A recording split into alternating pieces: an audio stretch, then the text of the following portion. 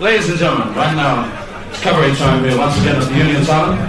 Time to introduce you to our guest artist this evening, the fabulous, the one and only. Let's have a nice big hand, please, for Lee Sutton.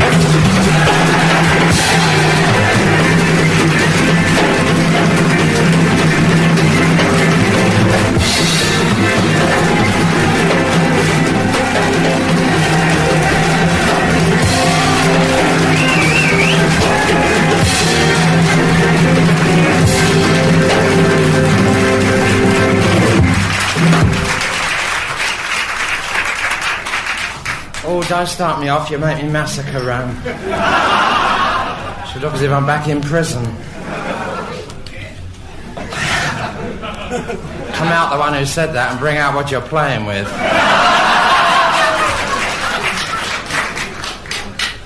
Straight in, no messing.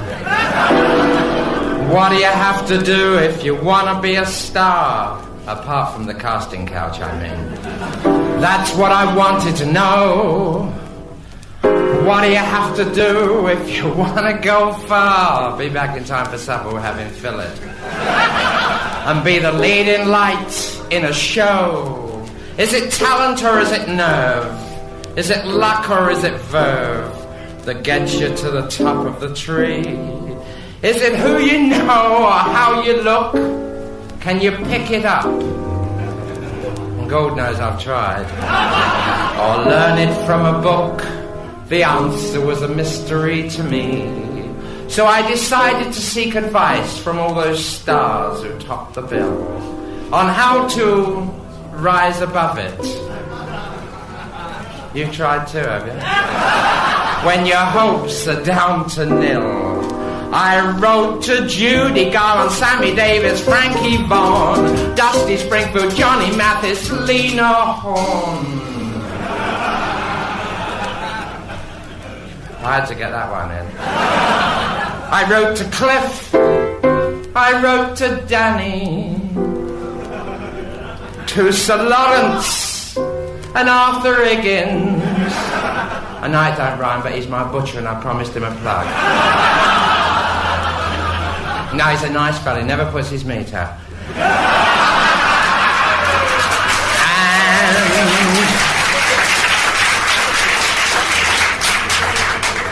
We should go on for 3 days at this rate. And many others too numerous to mention. They all put me wise as to where the secret lies. It's just a simple case of how to command attention. You've gotta open the show with a bang. You've gotta make enough noise to raise the roof. There's no percentage in playing aloof. You gotta open the show with a bang. You gotta get up and go with the gang. You gotta put all you've got right on the line. Flash those pearlies like a neon sign. You gotta open the show with a bang. Those people out there may be full of despair, anticipating that they've seen it all before. But if you've got the goods display and razzle dazzle them and slay them, so the customers are yelling out for more. If you're in Peckham, Paris or Penang, go on and give them a touch of dynamite. Make every night like an opening night. You gotta open the show with a bang. They don't know your name, but you're dreaming of fame. How long can you dream? In a dressing room that's like a prison cell, and the chain keeps hitting you on the head. No wonder you come on feeling flushed. What's more, the epic you appear in has a title made for jeering. Grin and bear 'em.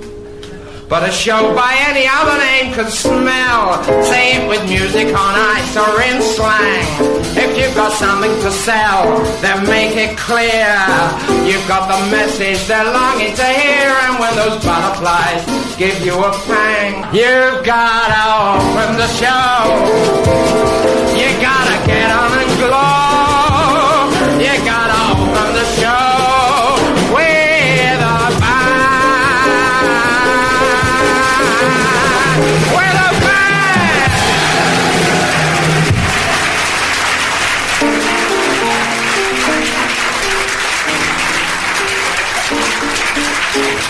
Thank you. Good evening, ladies and gentlemen, fellow thespians.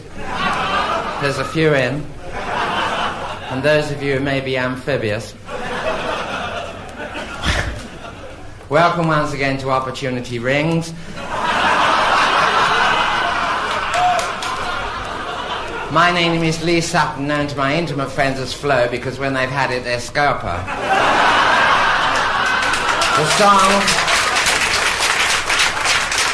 The song I've just done is from my other LP. Oh my God. Guy, you shouldn't wear those chunky earrings. It's on my other LP on the Muckspreading label, Melodies for Amputation or Songs to Have It Off By.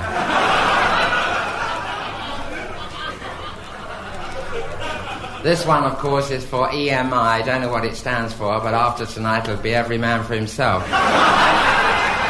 On my other LP, I was backed by that wonderful group, I beg your pardon, Jimmy Riddle and the Slashers from Whetstone Park. They're a lovely group, and we did other lovely numbers on it, So Tired on the front side, and There Must Be a Way on the other side. But tonight, of course, the censor has been at my repertoire. He snipped all little bits off. Have you ever seen a censor at work? You know, they go through all your gags and they go, yeah, that's all right, yeah, that's out, you know. What can you do? So if I'm not on form, you'll understand. Anyway, I've been feeling a little rough all day. We are having the usual raffle. It's a very good cause tonight. Give generously, give your all. All, madam. It's for the Home for Retired Brownies, of which I am Vice President, and you can have your choice of prizes between a Dover Sole, a Parasol, a Camisole, a Rissole, or an Arsenal season ticket.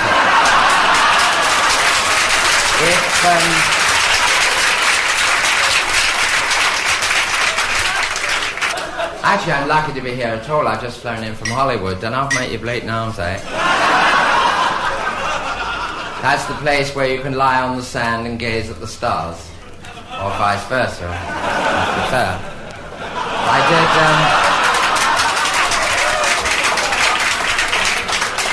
You are getting my best side, aren't you? Actually, I'm sitting on it.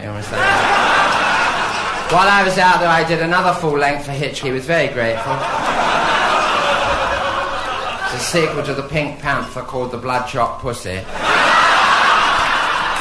I never make films, I only make sequels. Did a sequel to A Shot in the Dark, it was called A Bang Up the Alley. Sequel to Cat on a Hot Tin Roof, Ring of Fire. Sequel to Only Two Can Play, called You Wanna Bet. All you need is a bigger table. Because my biggest success was my first Western. It's a sequel to Canyon Passage called The Airy Prairie. In it, I played the only lady sheriff with 200 cowboys in her posse. But they kept on giving me bum steers, you know how it is. I had 4 leading men in that one, Mart, Art, Bart and Fargo. My really big scene was with a Red Indian chief. He was the son of Sitting Bull and his wife Lying Cow. And he approaches me waving his tomahawk. That is an Indian weapon, for those who don't know. But the only thing that is peculiar about it is got a knot in it. Now I look at this and I say, how come?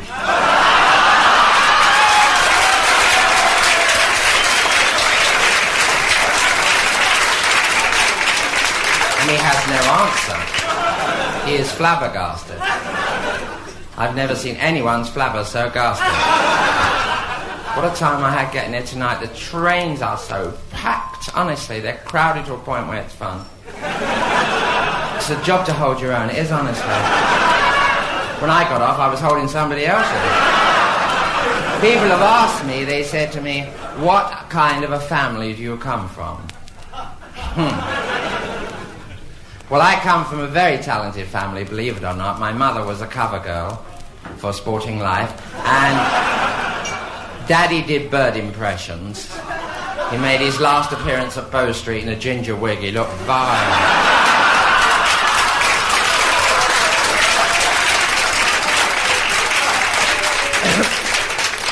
Then there's my sister Louise. We all call her Lou because everyone makes a convenience of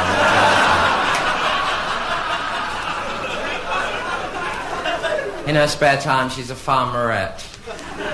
That's a girl who sows her wild oats every Saturday night, and every Sunday morning she prays for crop failure, you know. Stop explaining it. And there's my brother Phil. We had trouble with him. He thought he was a crocodile. Honestly, took him to the psychiatrist. He said, you'll have to have him put away. I didn't have the heart to. I had him made into a handbag with shoes to match with. And then someone wanted to know what I did before I took up this lark. Well, I've known lots of interesting positions in my time. I first started as a photographer's assistant. I hadn't got a clue what to do. You know, the first day he took me into the dark room just to get the feel of things. The second day he taught me how to touch up and develop. The third day he showed me how to make a good enlargement. We started off with postcard size and ended up with whole plates, which was quite interesting. The fourth day I broke his tripod and he kicked me out. Then I went on to the buses. I lost that job because I let a fella go all the way for fourpence. From there I went into menswear, which didn't suit me a bit. And this fella walked in one day. He said, I would love to see your Harris in the window.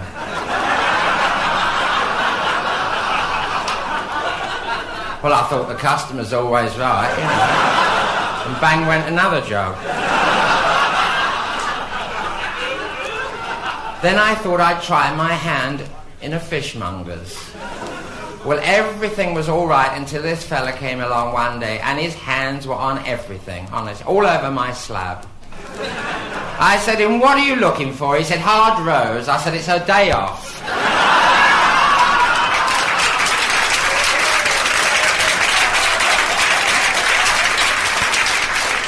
From there I went to work in a factory that makes orange squash. Now this was something new. I said to the foreman, what exactly do you want me to do? He said, I want you to take the pith out of the oranges. Would you know, in 2 weeks I was the best pith taker they had. I was. I said to him, what do I do with all the pith when I've taken it out of the oranges? He said, well, you see that great big pith pot over there?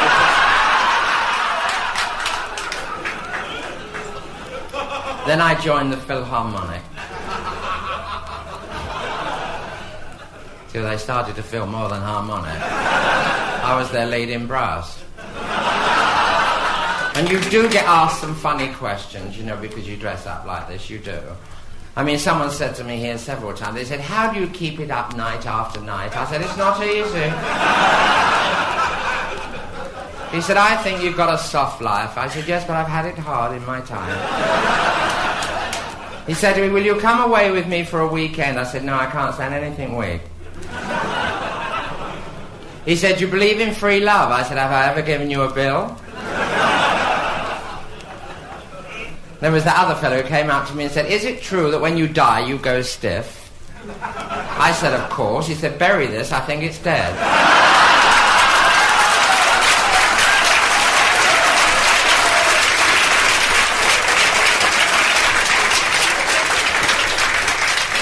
And sadly, his foot had gone to sleep. He said to me, it looked like a foot anyway. He said to me, come home with me and see my etchings. He said, etchings at my age? I said, look, do me a favour. I said, I wasn't born yesterday, and that's the understatement of the year. I said, I've got it up here. He said, all right, so I'll stand on a box. The fella said to me the other night, he said, I'm a man of few words. Do you or don't you? I said, I don't as a rule, but you've talked me into it. But one thing, since I've been working here at the Union, I've been to some lovely parties. I was at one last Saturday, wasn't I, Pat? There you got a mention. What? Gay 90s party. Honestly. All the men were gay, all the women were 90s. Lovely.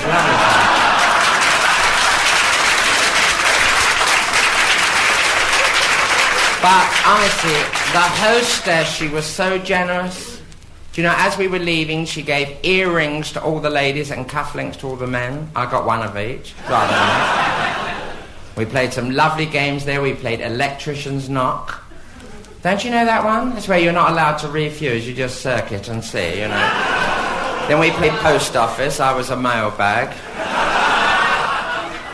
Then they played strip poker. I didn't mind the stripping part. When I saw what they were using for pokers, I thought so. There was one fella that he never stopped doing his party piece. Honestly, poor cow, she looked worn out. And she was the worst for drink and all. I pushed her head between her knees. She screamed blue murder. How did I know she had a fag on?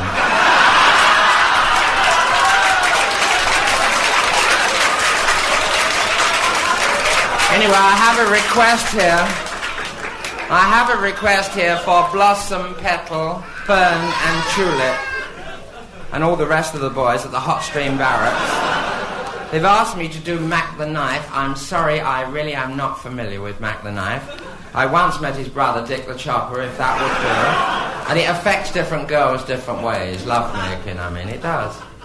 You know, I mean, a French girl being made passionate love to by a man, she gets very passionate. Very hot-blooded, the French. And she says, c'est magnifique. German girls are slightly more masculine. Even more than me. And they say, ich liebe dich. That's what it says here, anyway. Spanish girls say, sissy, senor. No, I beg your pardon. Si, senor.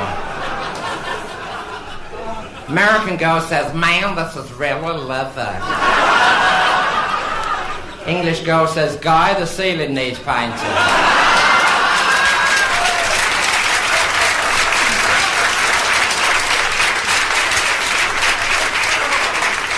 Actually, I've got to be very careful tonight. I've got the old man with me. I always pack something I don't need.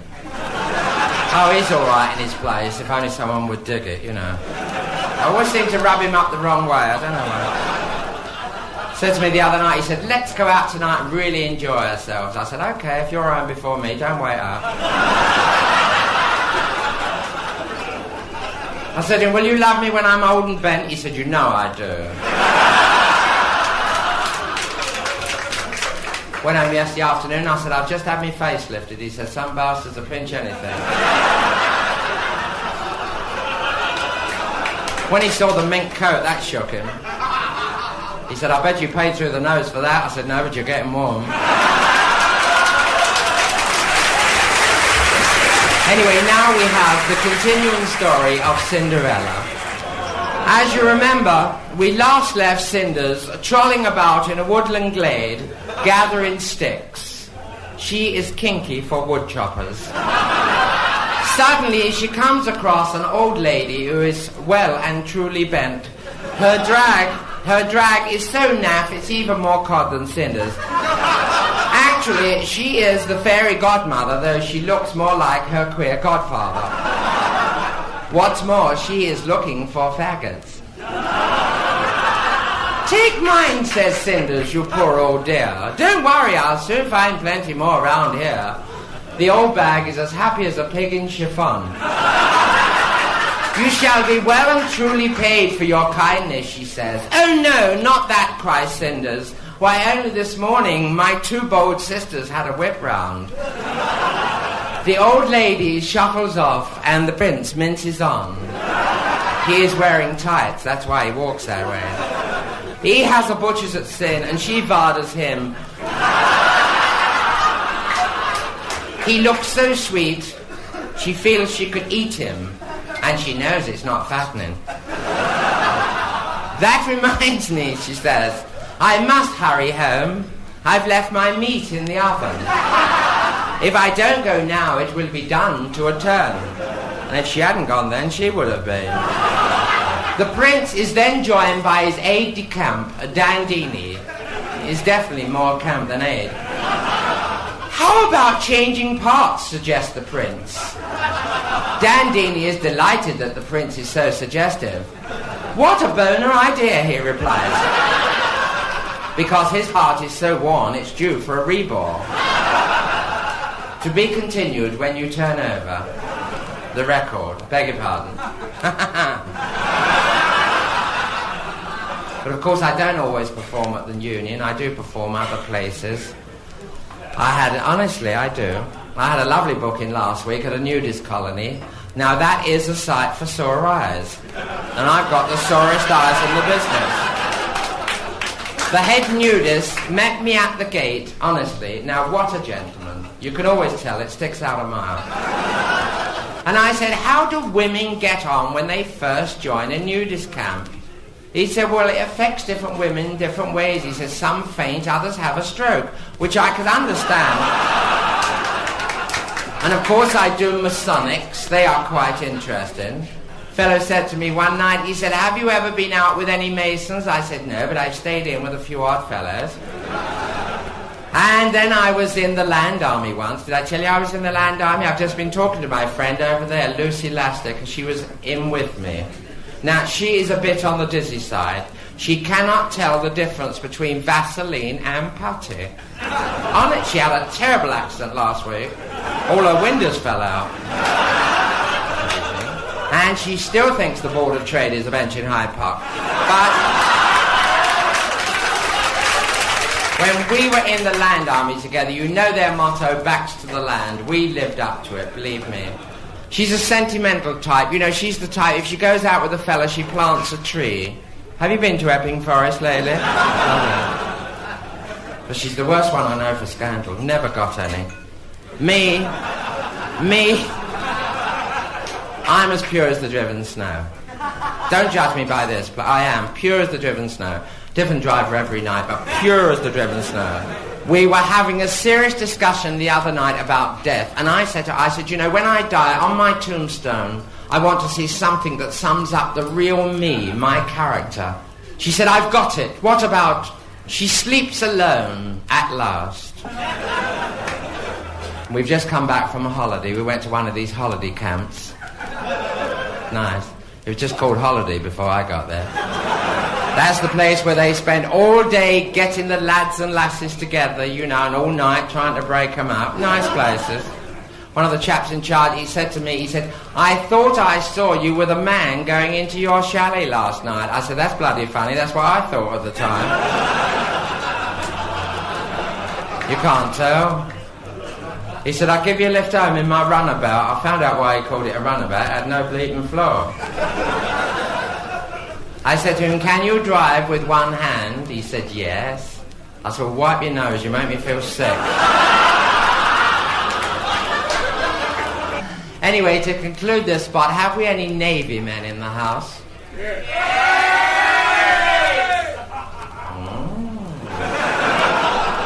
Ex-Navy? Wrens? We cater for everyone at the Union. May surprise you to know I was in the Navy for a bit. Captain really had it in for me. I never know why, honestly. Did you do boat drill? Yeah, so did I. I was drilled in every boat they had. So they shouted out, oars overboard, and I got soaked. Is it true what they say about sailors? Is it true what they say sailors do? Do they love 'em and leave 'em in every port? And is every matlow the rollicking sort? Is it true when they're sailing the ocean that they toss in their hammocks all night? Are they tattooed all over? Oh, he's going to show me. From Delhi to Dover. Tell me, do. Is it true what I've heard about sailors? Do they all know their fore from their aft? Can they all weigh the anchor? How much does it weigh? Is it their bell-bottoms that make sailors sway? What exactly goes on a poop deck? Well, it makes you think, doesn't it? splice their main brace. Does it hurt? Do they ever miss Mum? Are they all fond of rum? Tell me too. Is it true what I'm told about sailors? Is the hornpipe a thing that they smoke? Now we're really getting down to it. Do the nice girls all love him because he has pluck? Does a touch of his dicky really bring you good luck? I should be loaded. Where on earth do they use golden rivets? Do their knots have to be extra tight? To find out if it's true, there's but one thing to do. So I'm joining the Navy tonight. Ship ahoy! I'm joining the Navy.